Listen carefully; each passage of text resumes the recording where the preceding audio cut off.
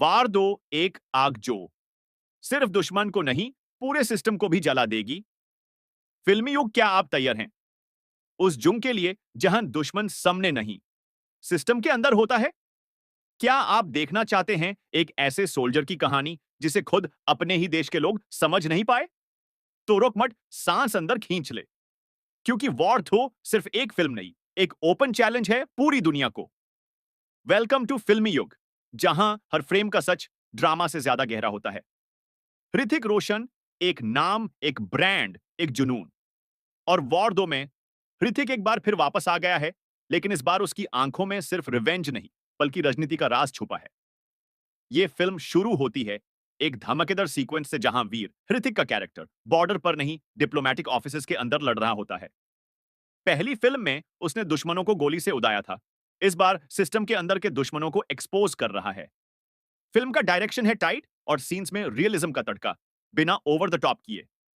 Kabir, tiger Shroff का character, की death के बाद वीर तुत गया था, लेकिन अब वो झुकने के लिए नहीं, सारा सिस्टम हिलाने के लिए वापस आया है। आप सोचे थे कि वॉर सिर्फ बुलेट्स और चेसेस का खेल है? गलत। वॉर दो में वॉर चलती है डिप्लोमेसी के नाम पे, बिट्रियल के साये में और पावर के चेस बोर्ड पे। सबसे बड़ी बात, फिल्म में एक ट्विस्ट ऐसा आता है जो आपके दिमाग का फ्यूज उड़ा देगा। एक सीन में ऋतिक, वीर, एक पॉलिटिकल लीडर के सामने खड़ा होता है और कहता है, मैं सिर्फ बॉर्डर पे नहीं लड़ता, जरूरत पड़ी तो पार्लियामेंट के अंदर भी सच के लिए गोली चला दूंगा।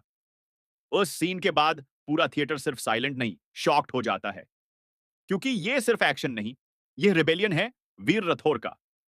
जितेंद्रा, जूनियर एनटीआर, जो इस फिल्म में एक राइवल इंडियन एजेंट का रोल प्ले कर रहे हैं, वो ऋतिक के साथ एक deadly cat and mouse game में होते हैं। एक तरफ लॉयल्टी, दूसरी तरफ ड्यूटी, दोनों के बीच में फैंस फैंस हो जाते हैं। जूनियर एनटीआर की स्क्रीन प्रेजेंस पावरफुल है। उनका काम अग्रेशन ऋतिक के इमोशनल स्टॉर्म को परफेक्टली बैलेंस करता है। जब दोनों स्क्रीन पर एक साथ आते हैं, सिनेमा जल उठता है। फिल्म का बैकग्राउंड स्कोर एक और हीरो है। हर सीन में जो म्यूजिक बजता है, वो सिर्फ साउंड नहीं देता, गूस बम्स देता है। एक्शन सीक्वेंसेस तो एक्सपेक्टेडली सॉलिड हैं, लेकिन ये फिल्म सिर्फ बॉडी पे वॉर नहीं, माइंड और सोल पे भी वॉर है। एक और चीज जिसमें वॉर दो कमाल कर गई है, वो है स्क्रीन प्ले। हर सीन, हर डायलॉग किसी पजल पीस की तरह फिट होता है। आपका ध्यान एक सेकंड के लिए हटा तो कहानी हाथ से निकल जाती है।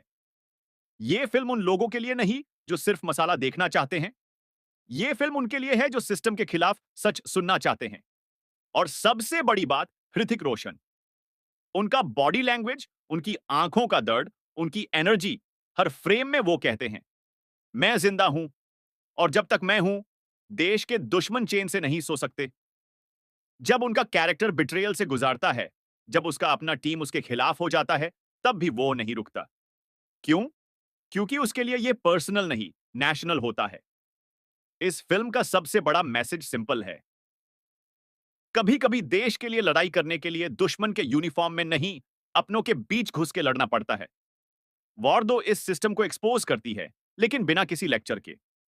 यह फिल्म आपके अंदर के पेट्रियट को जगह देगी, लेकिन फिल्मी तरीके से नहीं, एक असली इमोशनल पंच के साथ।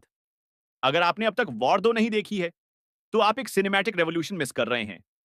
और अगर देख ली है, तो कमेंट करके बताएं वीर राठौर का कौन सा डायलॉग आपके दिल में उतर गया।